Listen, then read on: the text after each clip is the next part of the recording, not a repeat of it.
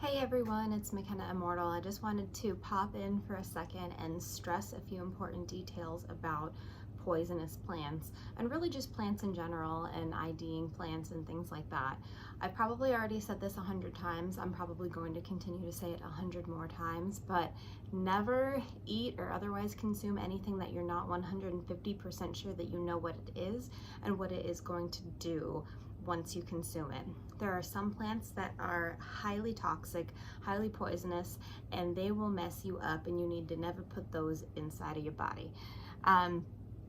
So I wanted really to stress how dangerous poison hemlock is.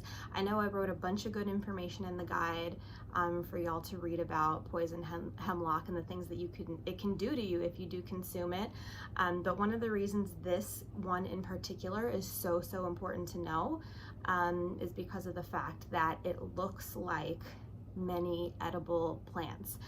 These are edible plants that we are probably going to learn about in the future. If you would like to have the knowledge now, I fully encourage you, of course, go ahead, go online, look at videos with these plants in it. Look at pictures on like Google Images, go to like forums and things like that where people are identifying plants. There are so many resources on the internet for you to learn how to ID these plants, and IDing plants is probably the most important part of this whole thing because you really have to be sure about the plant that you're working with.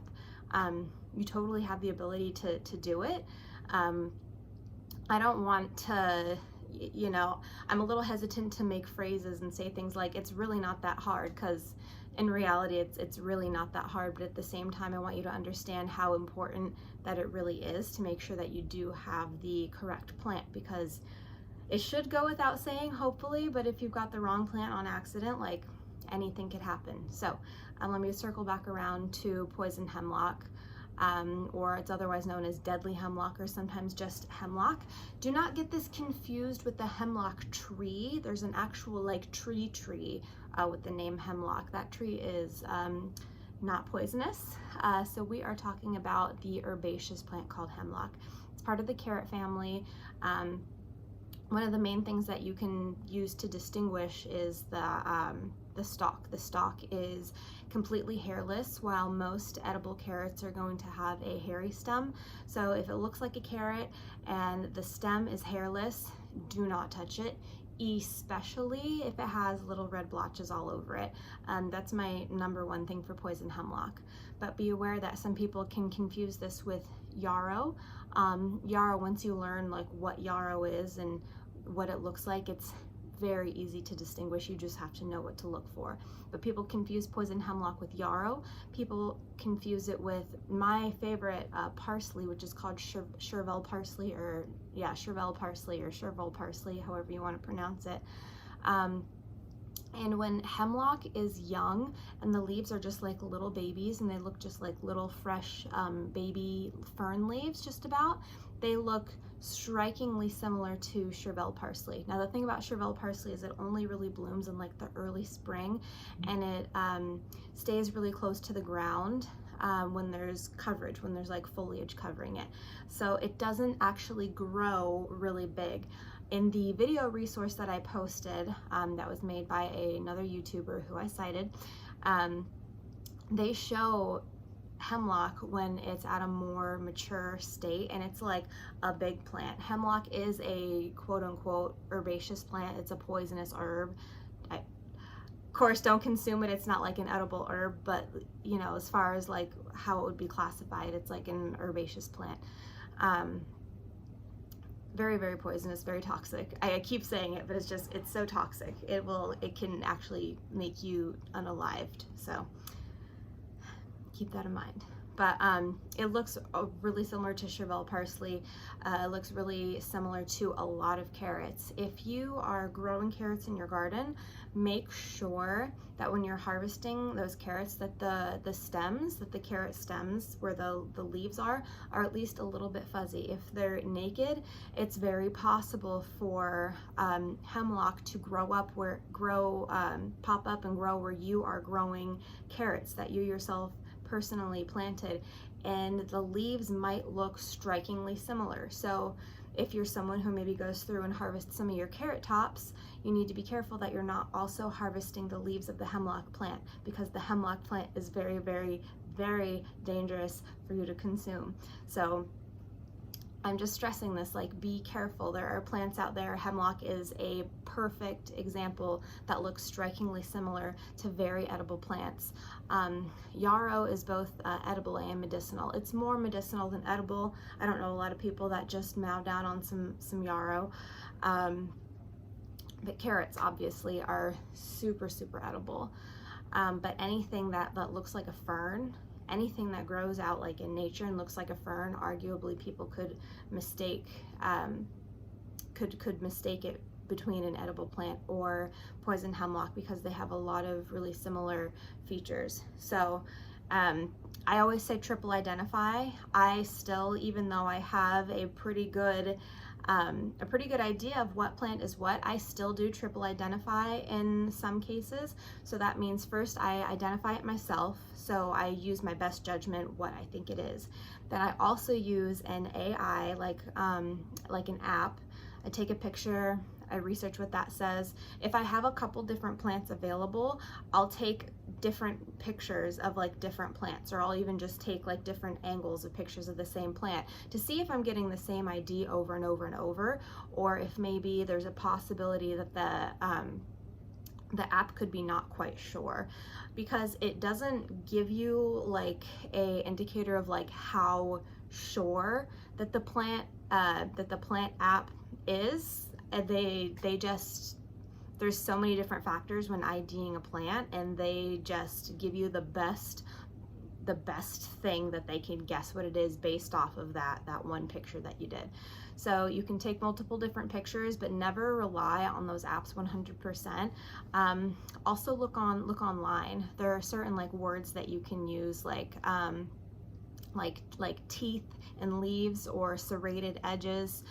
You can use the common words. You can also use the more scientific words. There are so many forums that there's probably going to be somebody out there asking a similar question to what you're asking. If like you find a plant that you find out is medicinal or edible, and you really, really want to use it and you really want to find it, but you're nervous about misidentifying it, then literally just go online and type in, there's a wonderful plant that I love called self-heal. Let's just use that as an example. You could type in self-heal lookalikes, or self-heal dangerous lookalikes. And if there are any, see what those results are. Look it up, check multiple sources, type it in multiple different ways, and also go to forums, read books, listen to podcasts. The more you kind of really dive deep into the world of identifying plants and herbalism and things like that, the more you'll learn. And there are just so many resources out there. I really think it's one of those things that's kind of been, there's a word for this, so I don't know, there's like, oh, what's the term? It's like when something is kind of hidden away or hoarded and put behind a paywall. Herbalism has kind of been, that's kind of happened to herbalism. I did mention in another video, you can't, like, at least in the United States, you can't become like a certified herbalist. Nobody recognizes that as a thing. And just in general, we should all have access to natural plants that grow on the planet, especially if they're growing on your own property in your own backyard.